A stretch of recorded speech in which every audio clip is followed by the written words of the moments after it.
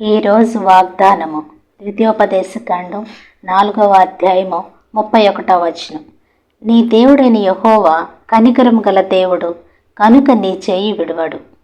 ఒక తండ్రి తన చిన్న కుమారుని వెంటబెట్టుకొని ఒకానొక పట్టణానికి ప్రయాణమైనాడు.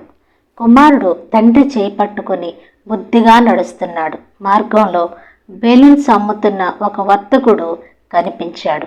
వెంటనే ఆకర్షితుడై తండ్రి చేయి విడిచి రోడ్డు దాటి పరుగెత్తుకుంటూ అతని దగ్గరకు వెళ్ళసాగాడు.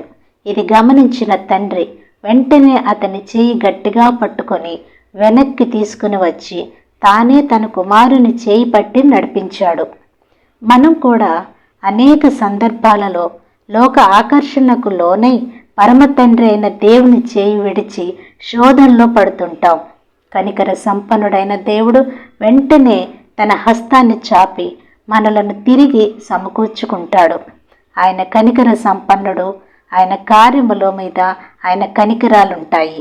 త్రోవ ప్రక్కన ఉన్న ఇద్దరు గ్రుడ్డివారు కేకలు విని కనికరించి చూపునిచ్చినవాడు, నాయీను గ్రామ గవిని వద్ద పేద విధవరాలి ఏకైక కుమారుడు చనిపోయినప్పుడు అతని పాడిని ముట్టి బ్రతికించిన దేవుడు కనికరం గల వారిపై కనికరం చూపుతానని నీతో మాట్లాడుతున్నాడు.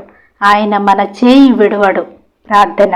కృపా కనికరం గల మా దేవా, మాపై నీకున్న ప్రేమ వాత్సల్యతను బట్టి ఈ వాక్యం ఉంటున్న నీ ప్రజలను కనికరించి చేయి విడువక వారి వారి గురి వద్దకు నడిపించుమని వేడుకుంటున్నాను నా పరలోకపు తండ్రి. ఆమేన్.